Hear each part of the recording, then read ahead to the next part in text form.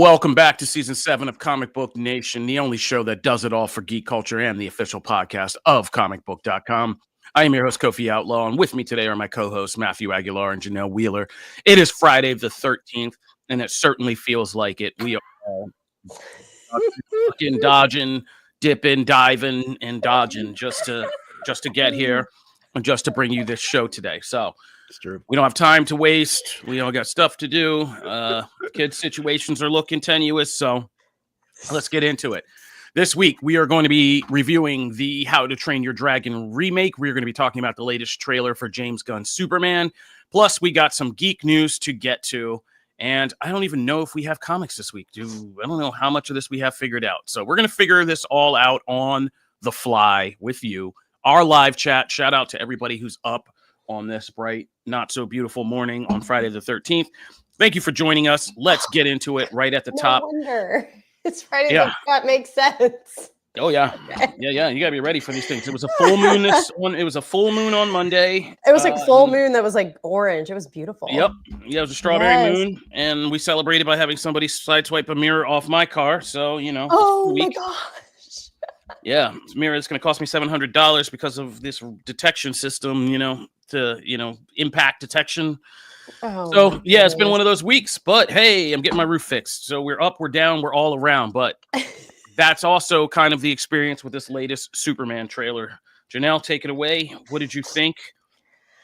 Well, I am definitely at a point where I don't need any more of it. I know that everybody's kind of looking for moments that are different from what we've already seen. And I know there are moments of that, but I also am getting things that I already knew of. I mean, clearly I'm very informed on the suit and obviously like the cast and the chemistry and all of that. But it does feel nice to take like a deeper look at this part where they're actually going in and kind of like destroying his spot. What is this called again? His fortress of solitude. Fortress of solitude. Thank you. His fortress of solitude. We see more chemistry with Lois, which I absolutely adore. And I'm to a point, and Kofi, I feel like you were the reason why I kind of made this switch. I don't like watching too many trailers leading up to, because sometimes it just gives away too much for me.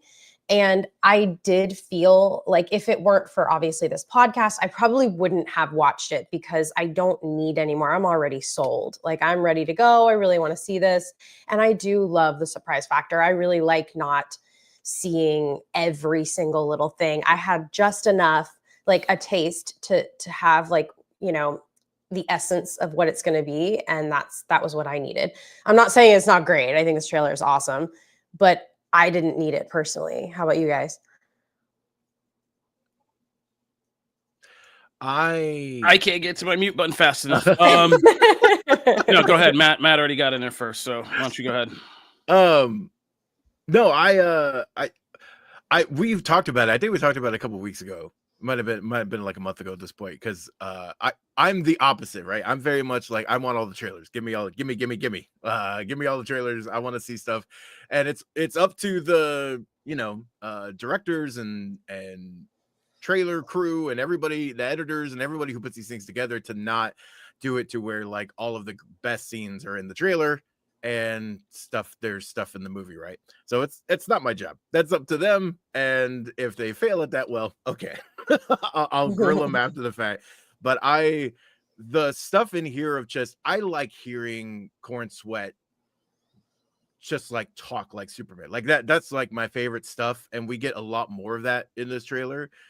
We get his little side quips and the mid-battle stuff, and like, good luck with that is a great line. Like, the way he delivers those things, the heat vision stuff at the end is dope. The Guy Gardner class, like, there's so many little things that I love here, and we just get hints of them.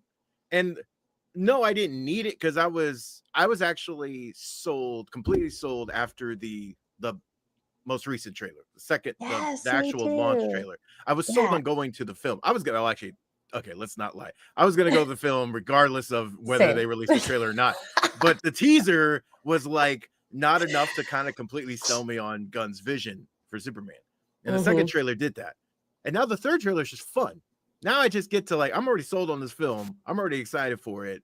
I now just get to like see cool stuff that happens, and the more I see, the more I dig this. And I saw Brywood actually ordered his Kite Man DC McFarlane figure, which rules. For early Father's Day, the peeps got me my classic Superman new McFarlane multiverse, and it looks amazing. So I went looking for the movie Superman too.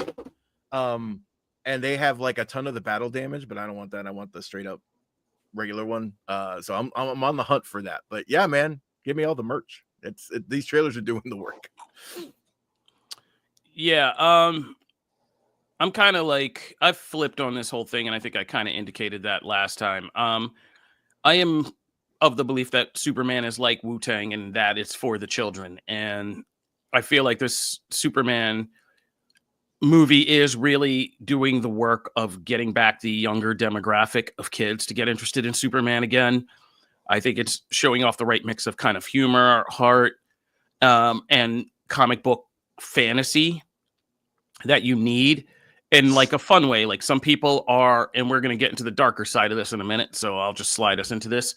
Of course, every time we get a new Superman trailer, we get the return of the Snyder Bros and the Henry Cavill enthusiasts. And, could you name a bigger downgrade? With a side-by-side picture of Corn Sweat and Cavill. Like, and it's just like, guys, like, shut the hell up. Like, it's like the level of personal delusion that is allowed to fester in today's society is shocking to me. How much we will just bend around people's personal delusions. If Henry Cavill comes back, it's the way we told you he would come back, as some bizarre Easter egg that'll piss Matt off in this movie. But otherwise, the DCEU is over, dude. Like, what are we still doing? I was like one of the longest holdouts, but we got the Snyder Cut. Were you really expecting this universe to come back? Do we really have to keep doing this? Like, whether Corn Sweat like succeeds or fails, let him go out there and either succeed or fail on his own merits. The constant side-by-sides with Henry Cavill, and I don't think they're the flex you think they are. Like, specifically, we all know like the flying thing has been like a big point of contention, right? Because Gunn's using these kind of shots that he used drones to kind of film drone aerial flights, and then insert Corn Sweat later as this new way of showing you what hyperspeed flight and things like that look like. I don't think it's a flex to show us a picture of Henry Cavill in front of a green screen without a hair out of place and be like, no, this was Superman. It's like you're kind of highlighting the flaws in Zack's vision by doing that.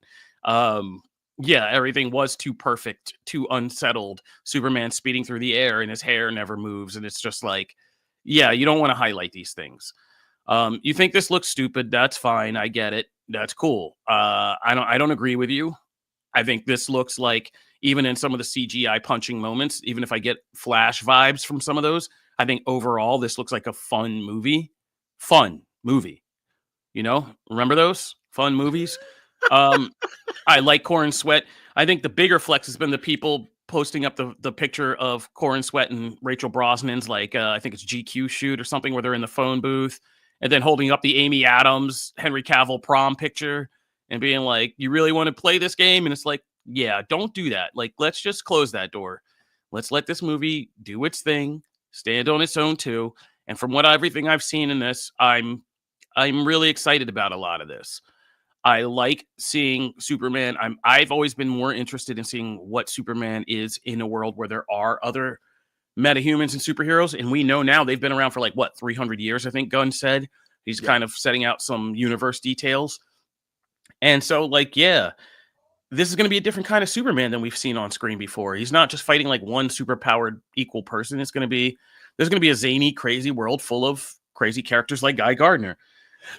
Also, somebody did a video today, I almost included it in this, about how fans are just losing their minds and beginning to eat their own comic loving brains by saying things like this movie isn't getting stuff right, like Green Lantern effects. They're saying Green Lanterns just don't manifest constructs out of nothing. There are people who still think it has to be connected to the ring. I've seen that garbage. Yeah, like read a Green Lantern comic for the last 20 years. John Stewart's not holding an entire naval fleet of Green Lantern, construct jets, and he's holding on to his ring to do it. Like, go read a comic in the last 20 years if you're going to be entering this conversation. That's all I'm saying. But yeah, I think now what they're doing, I think this final trailer is Gunn just coming with his most confident foot forward, because we know the picture's locked. We know all the effects are done. We know they are done with this picture. And that even some of the reports we've heard, the rumors, if even a quarter of those rumors are true, it sounds like this movie may be structured a little bit. That's kind of a growing thing that's coming out, is that we might get surprised. This might be more like All-Star Superman structure. Like that interview with Lois may be more kind of a clue to how we move in and out of different kind of quote unquote episodes or anecdotes about Superman doing stuff and stopping stuff before we get into some centralized story at the end that brings that all together for like some kind of final showdown. So if we are getting these episodic kind of story chapters, I think they had to play with that structure a little bit and kind of fix that up to make sure that plays right.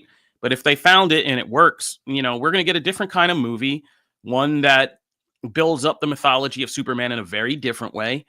And like I said, there's a lot of fun, different aspects, because this will be, in a sense, maybe like a little contrived as a opening tour of the DCU. But I think there's a lot working in here. More importantly, I just think the guy at the center of it is somebody I'm beginning to trust more and more. Like, I like Corn Sweat as Superman, and I've seen him in interviews and just everything he says. Like, he's not overly playing it. He just seems like a genuinely good guy who just wants to make a good Superman movie and wants to entertain, kids and be that inspirational figure. So I think it's going to be fun. I know Nicholas Holt's going to bring it because he always brings it. And the more I see of his Lex, I like that we do get this kind of, there are little ticks of that Jesse Eisenberg tech bro kind of still aspect of it in there. And I like that. So yeah, I'm in. I'm in, and I'm excited. I'm going to go see this in IMAX and take my son and daughter, and we're going to see if we can get that Superman feeling again. But like we said, the real testament to this to me is how many kids after this movie are going to want to ask you to get that red blanket or towel and do the thing. Like, yeah, I want to see that. They also back this the right way. There's so much Superman merch right now. Oh yeah, the pop up at the toy aisle. Oh right? yeah, like that was one of the things that was missing completely the last time around. It was like the collection. Oh no, they are had stuff, but yeah, this time they're like embracing that full course, and it's awesome. I love it. To answer a question from Alex Glean on YouTube, Superman can hold things up and has a bioelectric field around him. That's actually kind of the source of a lot of his powers. Is Earth's yellow sun helps amplify his own bioelectric kind of aura, and he can extend that around things. So when you see Superman holding one point of a building, but holding up the entire falling building, that's why.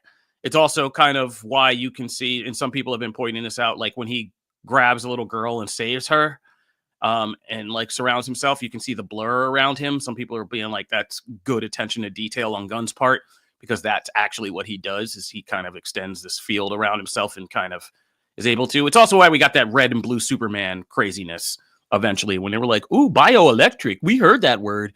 Let's take it very literally. But there are explanations for this. And again, like, if we're going to get, like, this is minutia we could get into with any kind of Superman story or live action thing. Do we really want to sit down and argue about Christopher Reeve and what happens at the end of that first Superman movie? Some of you still think he turns the earth backwards because you're, you. Other of us know that it's just a visual representation of him flying so fast that he actually goes back in time several minutes. But, does that make any sense? Do we really want to go into that? Flying against tachyons, going back in time because you flew backwards? I don't know. But it's a damn great movie, and they make you think Lois Lane is going to die, and then you are so happy when he saves her. So, let's not get into too much minutia here, right? Also, he will not be cutting his hair because he's already filmed another scene with the haircut in.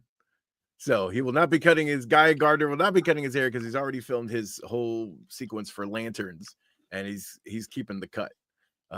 So And we seen him in Peacemaker with the and cut. the Peacemaker, he still got the cut. So yeah, that bowl cut is sticking around. I did want to.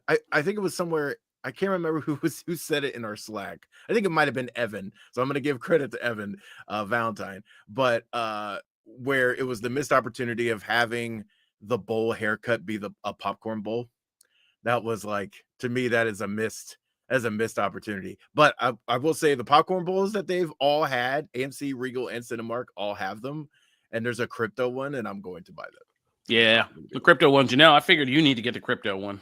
Oh my gosh! Wait, I haven't seen it. Googling it now. It's What? crypto, and he's holding a popcorn bag, and the popcorn bag is what you put the popcorn. Brilliant.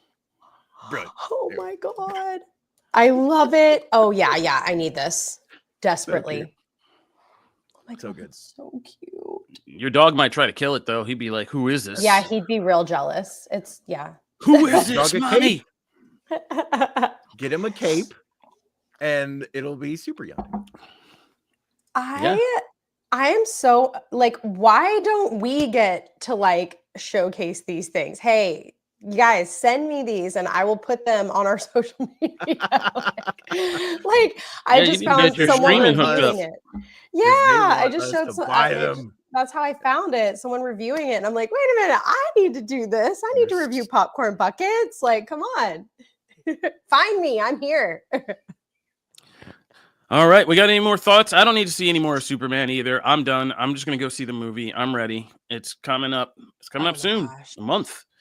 We're Absolutely a month stoked. out. Honestly, Man, I'm just so ready for this. Like Thunderbolts really got me excited about getting into the theater again and just like enjoying a date night.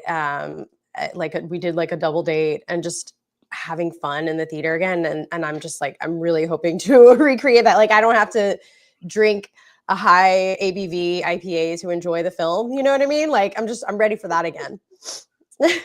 Now, I mean, I don't think anything is gonna top Sinners for me for theatrical experience this year. Ooh. So I think that's out, but I'm just because Sinners really the first time I saw that, I was like, wow, movie magic. It's been a very long time since I've seen movie magic for an original movie I know nothing about. And if you haven't seen Sinners, shame on you, but you should go see that because that is one of the best movies of the year. And it's out now on digital. So all you non-theater types can still see it, although that IMAX was crazy. Yeah, so we're gonna be seeing Superman, the showdown right now. I mean, I don't want to be dour, but I feel like Superman is just killing Fantastic Four in the marketing game, like just murdering them. And it is see merch or like an announcement or something for Fantastic Four, and it always reminds me that it's coming out in July or June or whatever. I don't even know the next date. month. What is the date? It's 2 weeks after Superman, so it's about 6 weeks out. Or Okay, 4 so weeks out like from Superman, 6 weeks from I Fantastic keep Four. forgetting. Like I keep like it's not, to me, it's not even close at this point. Like I hope they ramp it up in the couple weeks before, right? And I'm sure we've already seen a bunch of merch and statues and different things. Like they are supporting it. But the hype level from the marketing side is like it's not even close. Like it's just not close. And I'm not even talking about like all the superfluous stuff. I'm just talking about straight footage, straight like the trailers getting you amped and then you wanting to go find everything else about the movie just because you're so jazzed to see the movie. Like that has not happened with Fantastic Four. So I'm still like, I'm gonna give it its fair shot and hopefully that ramps up here soon. But man, F4 needs like just a straight action trailer. Yeah, they need one of those Dark Knight Rises like final trailers where it was just like, oh my god, you don't remember that. Dark Knight Rises had all this high class Oscar level trailer work, and then they finally were like, people were like, what? And then they finally dropped this final trailer like right before release day, which was just straight up all action. It was just like, no, bro, we got action too, and everybody was like, oh, okay. We're in. Yeah, we need that because like this trailer and the last Superman trailer had action. This one especially has a bunch of action in it, right? And again, that's a good counterbalance to the kind of different tone of the first trailer and everything else. Yeah, Fantastic 4 needs something like that because I need a reason to get hyped I think about they're this. still BSing and they're just not telling us that this is going to come down to the wire with the VFX and everything. Like they have not shown us anything. Like, and I'm getting concerned. Like, you can show me Pedro Pascal 15 million times, but I'm not TikTok, bro. Like, I'm not gonna go gaga over this. Like, him looking concerned, I could do that on a Wednesday. All I gotta do is put on a Mandalorian or Last of Us. Like, you've really shown us nothing, and it's What did and it's that really Last gonna of bug Us? I can't remember who said it, but it was like one of the Last of Us creative team or something said like you can see him literally anywhere else after people were so bummed that like he's not in the show anymore. And they're like he's everywhere else. Which is true. Yeah. But all right, that's Superman. With the Superman trailer, we also getting some news about the future of the DCU, and one particular piece that stuck out, I'm sure, to Mr. Matthew Aguilar. I don't have the rundown. Oh my I just put you gosh. on. All right. So this was about the news. Fine. I will curate this one. I put in a new link into the chat, so everybody should have rundown access now. This one is about the news that Gunn has confirmed we are getting a new DCU Wonder Woman movie. Oh yes. Okay. Here we go. I have access now. Here we go. Yay. Okay. Yes. You did such a great job of queuing up though. Do you want to roll with it or do you want me to jump in? No, it's just how do you feel about a new DCU Wonder Woman, and do you have any thoughts on who it should be? Oh man. So I first heard the news and I was like a mix. I was like a mix of excited and bummed because I love Gal's Wonder Woman. Like I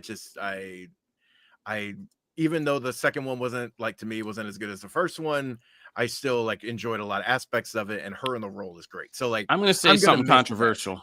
Oh boy. Oh, okay. Renee? Wait. Let me get through the I celebrate. think at this point, given if we're just talking averages, I think that Gal's best time performing ever is probably going to be that era of Batman, Superman, Wonder Woman 1. That's it. Oh. I mean, think about everything that's come after. There's not the strongest performances that have come after. Not the strongest performances that came before. I think we just hit that sweet spot. I think Zack Snyder uniquely knew how to position her in proper place because we saw what happened when it was Joss Whedon, right? So I think that Gal Gadot as an actress, I think we may have hit that peak moment for her. And it was perfect. It was perfect. I was the person who saw that first Wonder Woman footage of No Man's Land scene, came back, shook Patty Jenkins' hand, and came back and told all the rest of y'all, I was like, yo, this is official. So I'm not a hater here. I'm not a Gal hater, but I think like all the performances afterwards that I've seen her in down to that Snow White thing, I'm like, ugh. It's time. We can move on. I think there's another Wonder Woman out there. Snow White is on digital, and I'm jumping in because I didn't have a chance to go see. So I'm jumping in. I'm excited. Bro, we got How to Train Your Dragon and Lilo and I'm Stitch. excited. You know, but I am excited though for this because I was bummed at the beginning because I actually do really enjoy her in this role. I thought she did a great job. So while I kind of figured this was coming though, just because to me smartly they are kind of separating themselves from that previous era, and while this was one of the best elements of that first Wonder Woman movie is obviously one of the best parts of the Zack Snyder DC era, even though Patty Jenkins directed it, but like it's still up there, right? It's still smart. Like if you're gonna make a clean break, make a clean break. And so let's get someone else in. Let's start a new era for Wonder Woman because she's, as the comics have shown, she is as important and needs to be put up there. Yes, I get Batman super popular, but like Wonder Woman needs to be a part. It's called the Trinity for a reason. Wonder Woman needs to be a part of that. So I'm excited for them to bring someone in. And look, man, we've seen it in the chat a little bit. I mean, if we're gonna bring in someone to be that role, I mean, I'm not against continuing the Latin takeover. Let's do it. let's do it. Let's just make every part of the DCU. Let's have that represented because that's awesome. So I am excited for the news. No, I mean there are some things I put it in the private chat here just to show you because Reddit's been freaking out about this, and it seems that one of the top choices people have are Andor star Adria Arjona, who played Bix in Andor, is kind of one of people's top picks, which, I'm not mad at that. I think she has both obviously the looks, but also just the kind of the presence and the range of presence that we saw in things like Andor, Hitman. What else has she been in? Blink twice recently, which you haven't seen that. We won't talk about Morbius, but she's been doing her thing lately. Not just playing girlfriend of lead, but she was awesome in the Belko Experiment, which is where I first kind of caught wind of her being a female lead, which is still one of the most underrated horror movies of the 2010s is the Belko. We should write that up. The Belko Experiment, so great. If you've never seen that, and also brings us back to James Gunn. So, that's some overlay there, because James Gunn wrote the Belko Experiment, and with Peter Safran. That was one of their first collaborations. So that horror movie Adria Arjona coming back in and getting cast as Wonder Woman for them would be amazing. So again, we're going to take a minute and seriously go see the Belko Experiment. If you don't know what it is, it's about a corporation that sends its team to South America for a project. Only they end up in a building that suddenly has all these rafters come down and lock them inside. And then they get told over a loudspeaker, it's basically like kind of a Squid Game situation, that every 30 minutes they have to eliminate a certain number of their coworkers or everybody dies in the building. And it's kind of a tournament. And so it's all about what happens, when you're so-called coworkers, when you take away the structure of work, and you're like, now we want you to murder each other, and it's turn just on each other. Every old Slack message and tweet comes back, and it's like, who am I taking out first? God, that's freaky. It's a great movie, though. It's a great movie. One of the most underrated.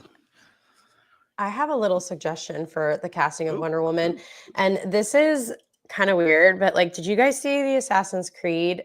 And I'm probably going to say her name incorrectly, so I already apologize, but I think her name is Melissanthi Mahut, I guess, perhaps. She's Greek, and I think that would be really cool because she's a great actress who is also actually Greek, so she has that background, and she just looks the part, in my opinion. I've been thinking about this because this article, this popped up on my feed, and I was like, oh my gosh. Right? She played Cassandra? Yes. The voice actress of Cassandra from Assassin's Creed Odyssey? Oh. Right? I mean, that's my video gamer stuff coming out. But I don't know. That could be cool. I know it's not as she's not as well known. She's not, but I love that. I would love them to do a little bit more I guess an unexpected casting. It'd be cool. Look, Cassandra has now tied Ezio as my favorite assassin in the franchise. Ooh. And that performance was part of why. She was amazing in that role. So I mean, look, I ain't mad at that. You bring a little Cassandra to Wonder Woman. Oh my gosh. Anyone who's a Wonder Woman fan should just play that game, because it's like playing a version of Wonder Woman just outside of the DCU. Janelle got me hyped. So that was I cannot take full credit. I love you guys in the chat for acting listen, this was me going down the rabbit hole. This was me going down the rabbit hole. I'm on the page. There's a lot of side by side. Yeah, I think Reddit's been all over this too. It's a really cool idea. And as soon as I kind of saw it, I was like, oh, I would love that. So I remember her from Eurovision. The Eurovision Song Contest, right? Yeah. Yes, with Will Ferrell. Yeah. Yes. Which I didn't appreciate at its time until I learned more about European competitions, and I was like, oh, this movie's hilarious. Love it. Yeah, she was great in that. That's awesome. She's not a bad choice. Another choice in the chat. See, I don't but a lot of fan castings are just frankly wrong. Melissa Barrera's not right. We love Melissa Barrera because she looks awesome hacking somebody with a knife and splattered in blood, and you're like, damn, that girl's hot. But that Alexandra Daddario guy, come on, stop. Stop. I saw one for No, like but Charlize Theron. I was like, what are you talking about? what? Do you guys know, like, some of these actors are like looking at you like, bro, I'm not. You know what I'm doing with my life right now? I'm not suiting up for Wonder Woman. Get out of here. But no, there's a Mess. lot of good. I think, yeah, the Latin invasion I'm with still because I just think like there's just something there. I also don't mind if we spread it out. I still think you need to cast a Yara Flor. You cowards, like Yes. cast Yara, put her in there, like get us like a nice Cast Brazilian Nubia actress too. in here. Nubia is amazing. Yeah, Nubia too. Like get them all in there. Like I want to see them all. All right, because people were saying Kiki Lane was another name, somebody who could play like Nubia, and I was like, yeah, that's a great one. Kiki Lane's a great. That's one thing I really hope Gunn does is like, look, if you are starting fresh, and that look, this is what this decision allows you to do, okay? Because you're not tied to, well, we got to make Gal fit into what we're doing now, and that means her story has to fit. Like, you don't have to do all of that jumping hoops. Like that's what you have to do when you bring someone in like that, right? And if you don't do that, then you can have a clean slate. And he's already got plans for the Amazons and everything in the works. So I really hope they embrace what the comics did in broadening her world. And yeah, you can have these other key factions of the Amazons at different places and just do like you're doing with Superman, right? They're part of the world already. They've been here. And that way she can cross paths with Yara. She can cross paths with Nubia, and you're slowly introducing these other things. Wonder Woman's world is so much bigger than it was when the Snyderverse started. Yeah. And so I really hope they embrace that this time around. No, I want Historia. I want like the War of the like all of that stuff to be part of this canon. Like, yeah, I want the history of the world and where the continent settled to be tied to the Amazons and their movements, and even like a funny story like mankind would have been wiped out when they like resettled to these different places in the world, if not for the Amazons and helping them to settle in South America or Africa or wherever they ended up. Like I want the worldwide Amazon tribe and Themyscira to be like this mystical homeland, but I want them to be out there, and I want Wonder Woman to have to deal with her own sisters, because again, like Superman dealing in a world of metahumans, this is something we really don't deal with too much. We always get the origin story of her getting off the island, and it's just like, okay, and then we're gone. It's like, but in Wonder Woman's modern storytelling, there is a lot of inner politics between the ladies of the Amazons and like what they each believe and traditionalist versus new age and all that stuff. So I want that to be a fully rich world, just like the Lanterns are becoming one, just like Superman's getting one.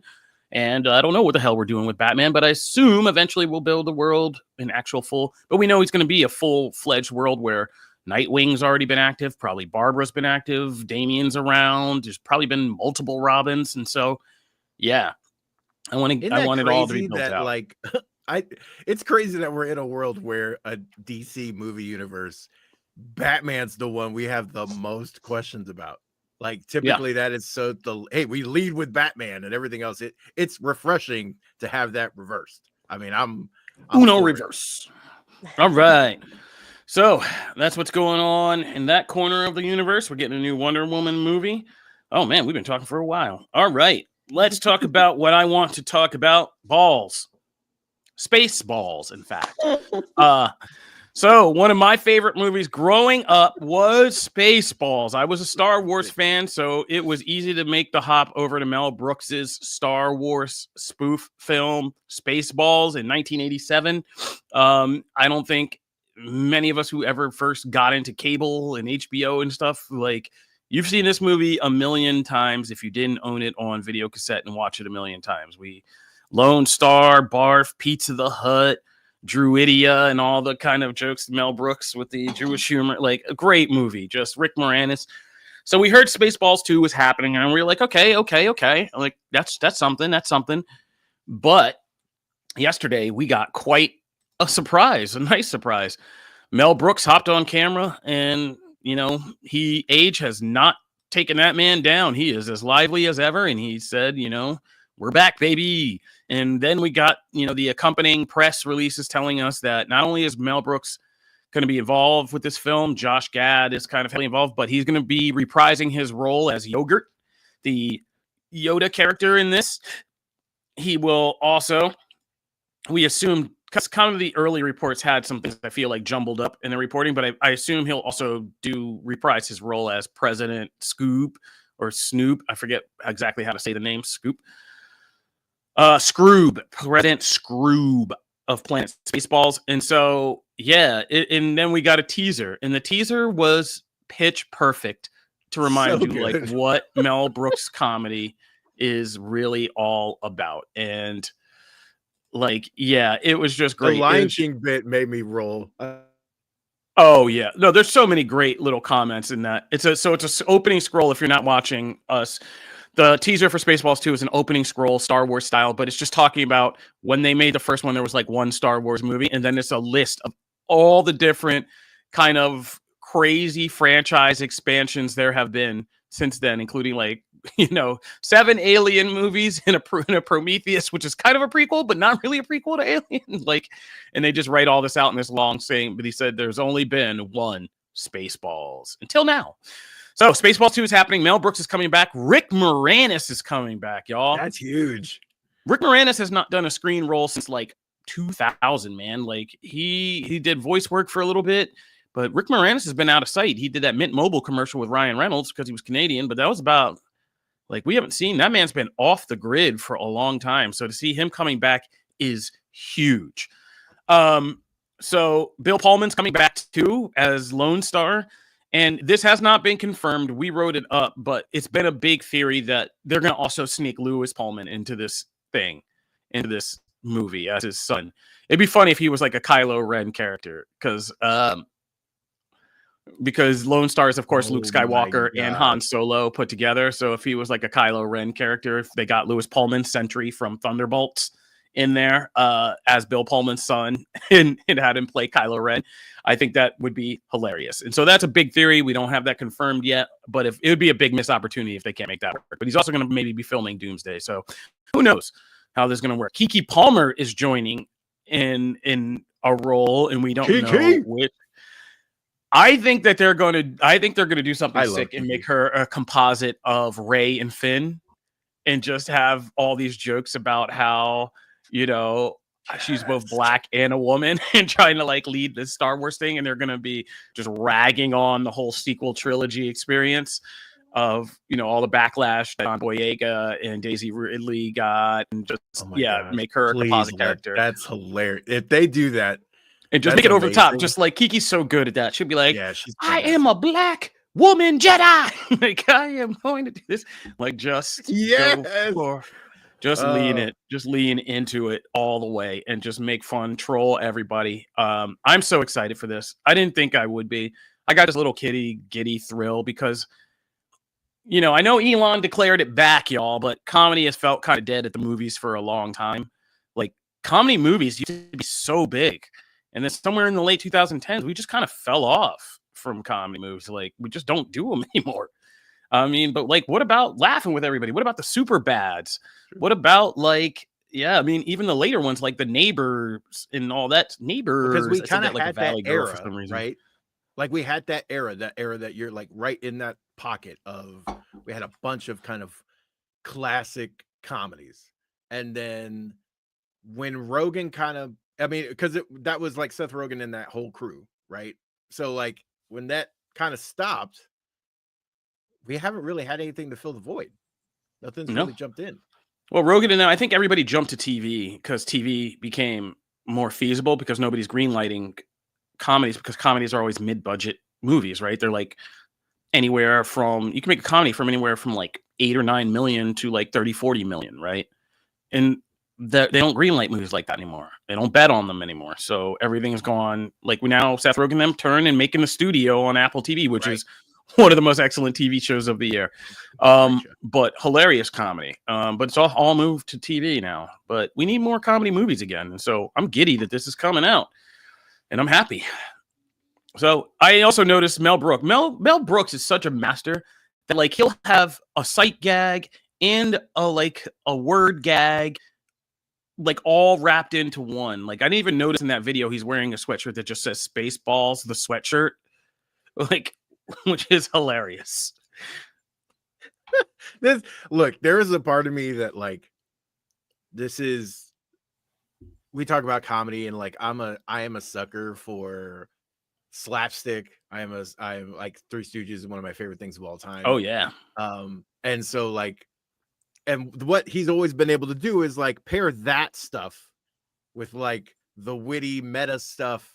And you're right, it's all into one. Like he just shoves it all all together and it's like, here we go. And like that's appealed to me. And so this, especially with what they can do now, I feel like just like as the scroll, like all the material they have to work with now, Oh, especially yeah. just when you're talking about Hollywood, even like not even just going to the outside stuff, just Hollywood in the movie industry, they have so much to work with.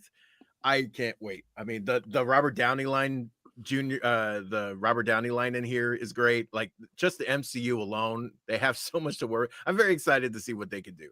Also, Rick Moranis did not come out for a cameo in Ghostbusters, and they've had like 2 movies since then. The fact that like he was like, yes, I'm down, let's do it, is says something too, right? So Oh yeah, no, I think they cracked this one. I think Josh Gad cracked this one because he was talking about how he had to walk Mel Brooks through 40 years of what's happened with Star Wars. And Mel Brooks was just sitting there like, what? Like trying to explain Star Wars to him must have been hilarious. But I think this movie better have a running motif of whenever like a new character's introduced, they stop the whole thing. They're like, wait, tell me again. Like, who are you? And they have to go through like all this canon and be like, oh, I'm the guy who was this thing, and over here and over there. Like just doing that whole nine. That would be hilarious. And as a chat points out, yes, we're also getting back the Naked Gun, which is looking kind of hilarious with Liam Neeson. Yeah. I've been, every time I see that trailer, it cracks me up, from him impersonating the little girl to the OJ joke and all that. Like, yeah, it's pretty funny. So comedy is back, y'all. Elon was a little early, but seems like it's true. We're getting comedies alive. That man's not allowed to say anything's back. No, he's not. But I would like Mike Myers to hop back in an Austin Powers suit. That's all we need is to complete this whole thing. That's the one. That's the one that like this is the time. Like if one of these does really well. Oh yeah, with Bond where it is right now, it's absolutely the time to do like a new Austin Powers passing the torch movie. Yeah. Oh, come on. I love those movies so much. Yes, please let that happen. That's the one. And yes, last question about Spaceballs is will Daphne Zuniga come back and do this? Hey, because she hasn't really, I mean, she's still been active. She still acts, but not that much. She's kind of more like selective, but she does some TV appearances. She did like, what was that show? I think the Dallas remake or something like that. She's done a couple things, but she can still come back. We can still get her back. If we got the girl from Ferris Bueller to come back for Life of Chuck, we can get her to come back for Spaceballs too. That's right. Yeah, that's right. Also, welcome Roger Zeng to the show. He's made a live for. Hey, Roger, welcome. Hey, you made it just in time for us to take an ad break and leave you, and so that we can come back. When we get back, Matt and I are going to review How to Train Your Dragon, the live action remake. Stay tuned.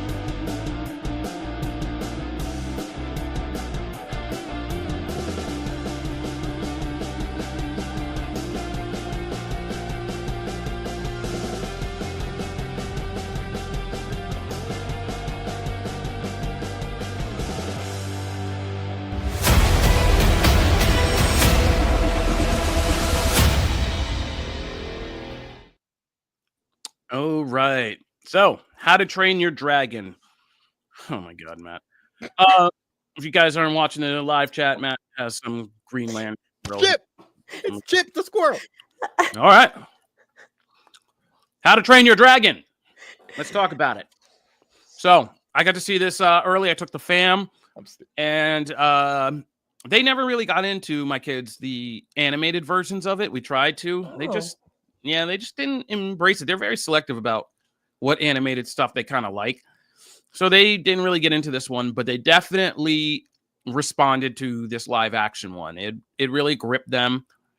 And I think they had fun with it in the basic story, which I knew they were going to connect with. But I think the difference in live action, of course, is the dragon aspect of it is very different. It's borderline a little scary at times, and the dragons are, they actually look like fearsome creatures rather than these animated cuties when they're getting busy. So I think that was the biggest difference, because my daughter, who's autistic nonverbal, the first dragon training scene, I was saying, like, when the dragon popped out of the cage and started attacking, you just heard her go, "Oh!" and then like jump up, and then she immediately started laughing because she liked being scared so much and she thought it was hilarious. But they were into it, like really into it. My son was really into it. Yeah, and they liked it. I also liked it, but full disclosure, it was a big milestone deal when I saw the first film, because it was one of those, it was at the time in 2010 when everybody was trying to copy Avatar and get the 3D thing popping. Most of them were just trash. And I had a lot of faith in DreamWorks because Kung Fu Panda had, I had liked Shrek, but Kung Fu Panda blew me away when I saw that movie. And I was like, oh my God, this is, this studio is a Pixar rival. They have it going. This was their next big foray. And I remember being in Lincoln Square in New York and watching this in a big theater with the 3D glasses and being like, holy crap. Like that first flight sequence with Hiccup and Toothless and all of that, like movie magic to the core, right? And a boy and his dog, first dog story, that whole thing, like to the core, just perfect movie. So I was highly critical, but they do a pretty good job in this.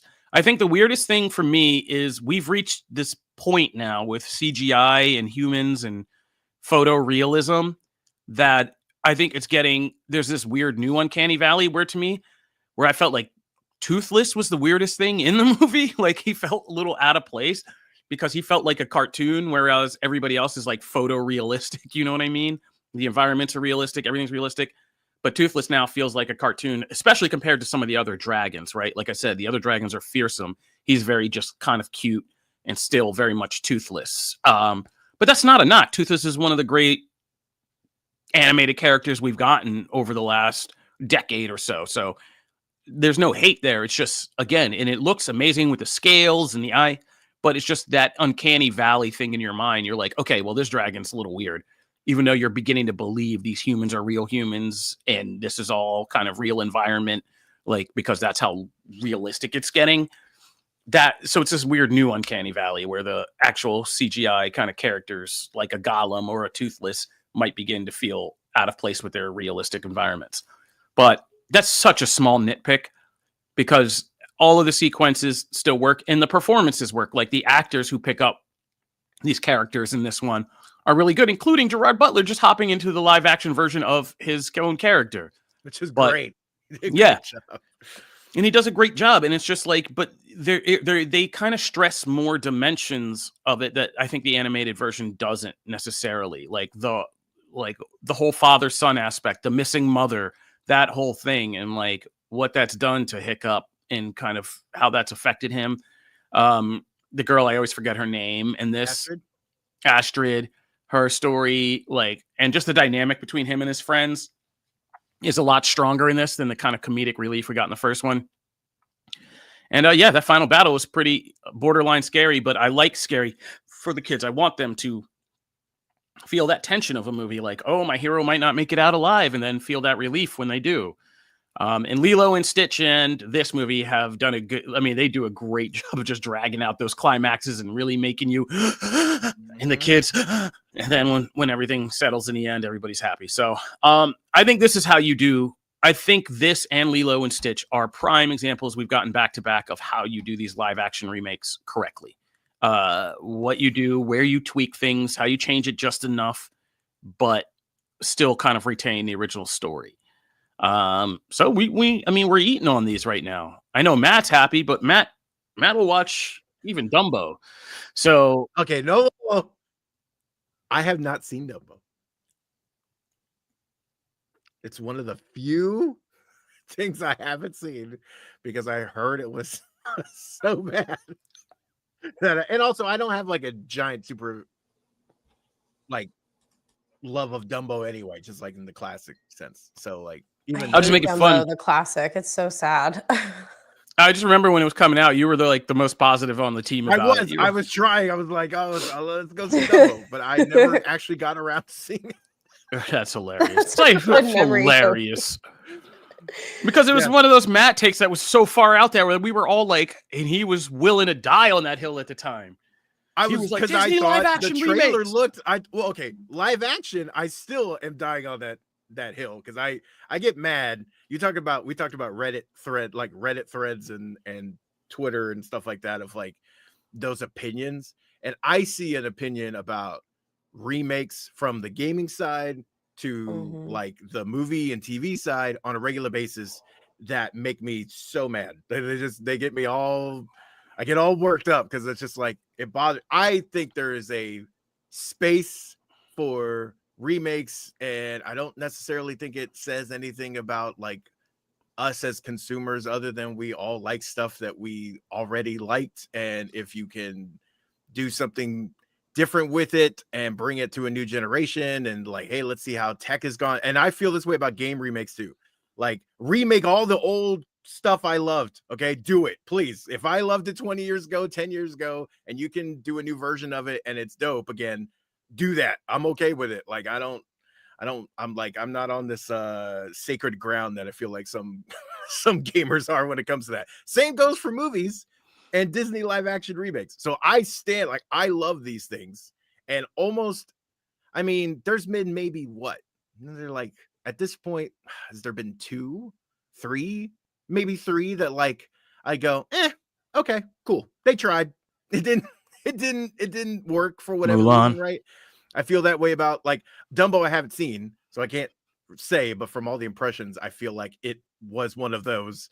I didn't love Mulan like I I think the wanted Lion to. Kings. I think I didn't like The Mufasa. Lion King. I think Mufasa's been better than the Lion King. Yeah, I don't know. See, I liked Lion King, but I think Mufasa's better. I agree.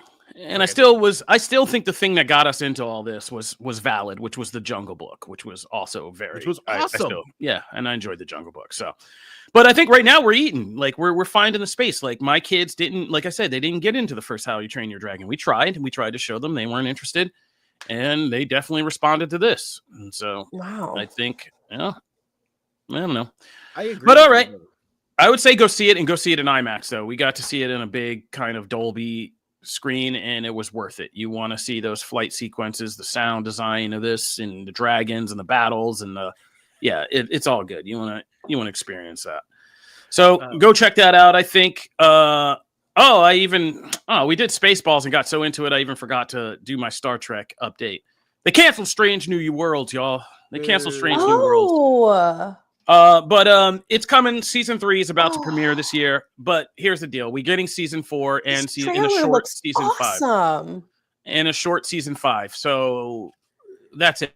So season 3 is about to go. We'll get season 4, a full season, and then a short season 5 to end it all. But I wrote a feature that's just about the larger question about what the hell Star Trek's even doing right now. A lot of this has to do, and it kind of crosses into our wheelhouse, because a lot of this has to do with the Paramount Skydance merger that's been on the table for the last few years now. If you don't know how mergers work, a company will only buy a company once it's been trimmed down to the thinnest assets that they want. So Paramount's had to unload all sorts of assets and trim down all sorts of departments, including comic book. Which is why we are now proud employees of Savage Ventures and doing better than ever. Shout out to Savage Ventures. So we were one of those assets they unloaded because they were just like, our portfolio's too big. We're going to get rid of a bunch of websites, a bunch of shows. They cut a bunch of TV departments across the world. So they're trimming everything down. Star Trek's not immune to that. So if you're not keeping count, last year they closed out a whole bunch of Star Trek in 2023 and 2024. The bubble burst on this whole streaming pandemic crap. Everybody's like, ooh, yeah, we are not going to pay for our own streaming platforms. Netflix, you still got it. You see people like Disney Plus consolidating things like Hulu and Disney Plus into one, and all that. And so we're coming back down from that bubble. Star Trek's not immune. Paramount Plus tried to build a whole Star Trek universe. The returns have been diminishing with each season. They ended Discovery in last year. Picard ended in 2023. Lower Decks ended last year. Prodigy, the kids show, ended last year. So we are down to just Strange New Worlds right now. And Starfleet Academy, the new show, is expected to premiere between late this year or early next year. So with Strange New Worlds then going out by 2027, it'll be only Starfleet Academy. That'll be it. There are no movies on the horizon. There's nothing. So these two shows will be one ending, one beginning will be all we get. And I think this has everything to do with this Skydance merger. I don't think we're going to see any movement on Star Trek until this merger either happens or does not. And it is facing massive legal hurdles. There's all this kind of crazy crap with it. A lot of people want to stop it from happening. But whether or not this happens is going to determine the future of Star Trek. I think once Skydance, if they get their hands on this, then they are going to have definite plans for what to do with Star Trek next. Will they be good plans? You tell me. I don't know. But I think it's ironic because, as my article says, like we are once again without in an era where we're kind of phasing out Star Trek, no pun intended. But when we need it the most, and we have an excellent article about we need, like, written by our own Liz Wyatt, one of our writers, about how we need sci-fi right now more than ever. Like we need sci-fi because we need to figure out everything from how to live together as people to what to do about technology to all the things sci-fi helps us deal with. So it's kind of crazy that Star Trek is on the fade out in this moment. But anyway, that's some more good news for your Friday the 13th. Do we have any comics, Deep Geek, Max Agenda stuff we need to get to? No, not this week. It's been a little Hectic. nutso on this side of things for me, so I did not get to. No, it's okay. I think it's been nuts for all of us this week. Yeah, okay. I drove around to Like, Nashville My for baby 2 hours. turned a year this week, by the way. Oh, it's been a year already? Yeah. Hey, we're congratulations. throwing him a party this weekend. So yeah. Hey, congratulations. No, that's Hey, big. I made it because of you guys. No. Because you guys shout out allowed to you. me to keep doing the podcast, and you guys in the chat, thanks so much for letting us do this early every week now. It means the world. It really does. Yeah, I mean, give yourself a Snoop Dogg speech. You'd be like, I like to thank I want to myself. thank me. I want to thank me. I want to thank Wow. myself. I want to thank you for feeding him and holding him. I want to thank you. But congratulations. That's big. That's real big, Janelle. Yeah, this is a crazy year. I'm coming up in a couple weeks. My firstborn will be turning 10. It'll be officially 10 years of parenting for me. Yeah, it's crazy. Thanks, 10 years guys. of parenting. Well, just did 7th birthday for the little one, which is nuts. 7 years for the younger one. Yeah, man. I've been in this a long time. But yeah, we could do some loose chat. I do want to say that Absolute Batman was absolutely crazy. We're getting like an Akira level Bane. Which was freaky. They really did a good job. Which one are we on now? Are we on 8? Batman 8 or 9? Yeah, it's 8 or 9. I have to catch up, and it's gonna be bananas for me because I think next week is when I'm gonna and I'm probably gonna have to read like 2 of each. I think at this point. Yeah. So I'm gonna be like Batman binging to prepare for next week's show for sure because we can cover all of them if you're down. No, I mean, there's a lot to talk about. I mean, Absolute Green Lantern's continues to be kind of nuts. Absolute Superman's latest issue was kind of nuts too. I'm beginning to forget what Absolute Superman was about. Absolute Superman was the so it's Brainiac before, and then the most recent issue was the fight with the Peacemakers.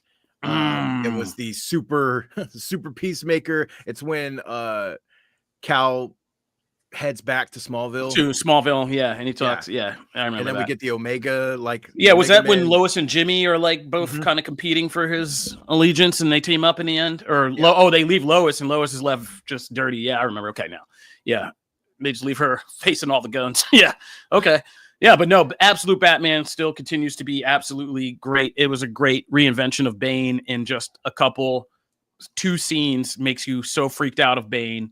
And just kind of what he is, that anti-Batman, he's bigger, he's stronger, he's just as smart and trained and, methodical as Batman. And in this version, the threat of a Akira level monster with the Venom this time is pretty freaky. So, yeah, man.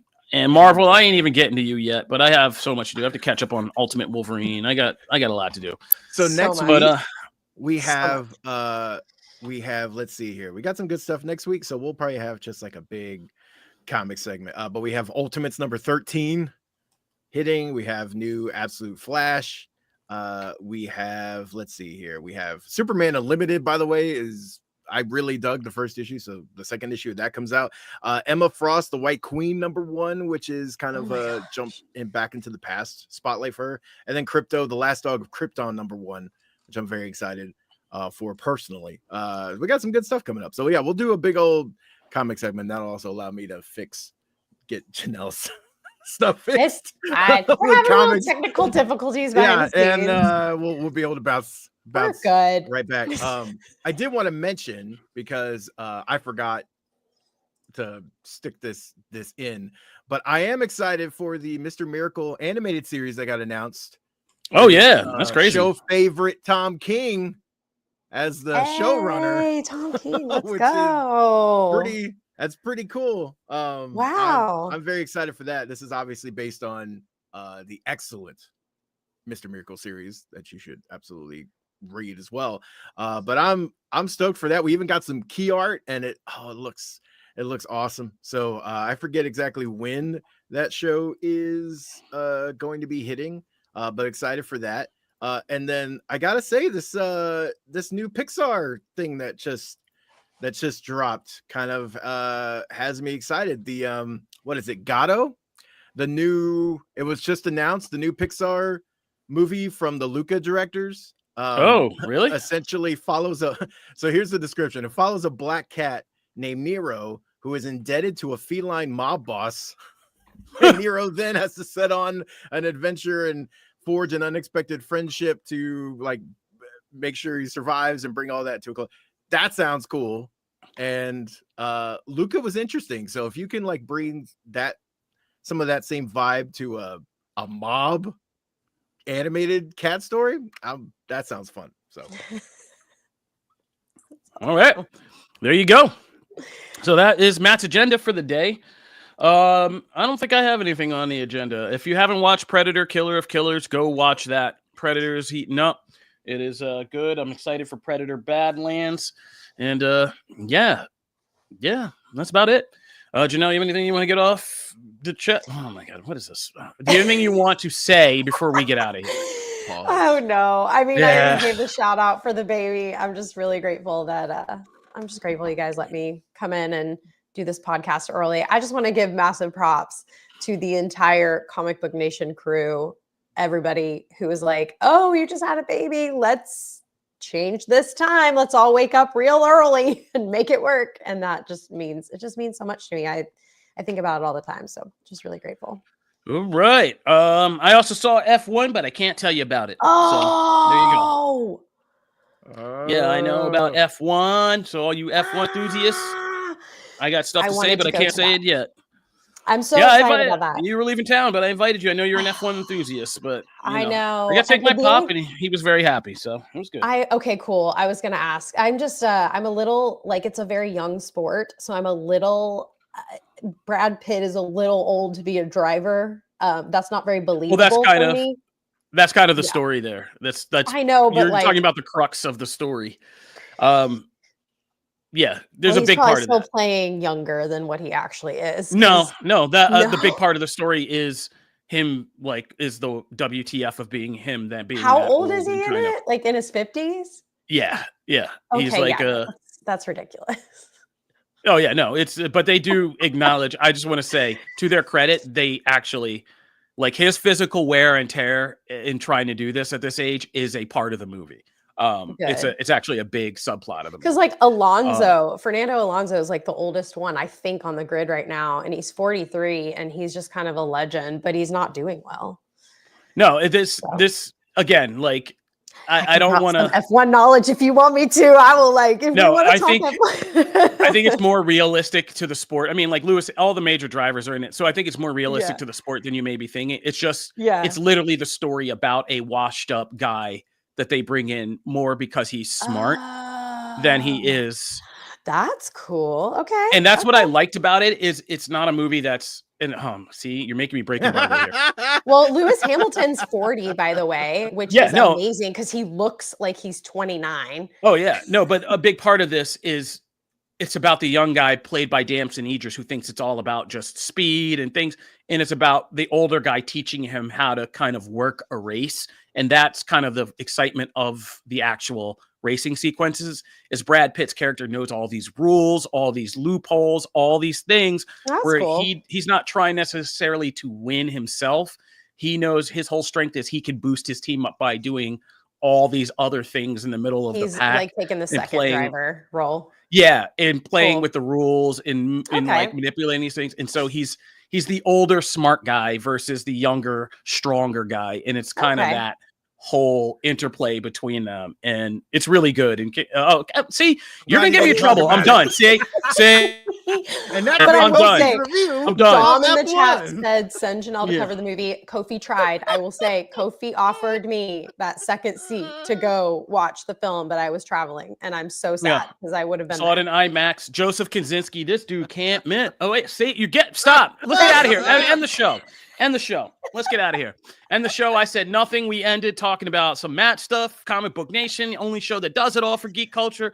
Official podcast of comicbook.com. Thank you to my co-hosts. I'm going to get out of here. Everybody stay safe. It's Friday the 13th. Look out for Jason. All right. We out.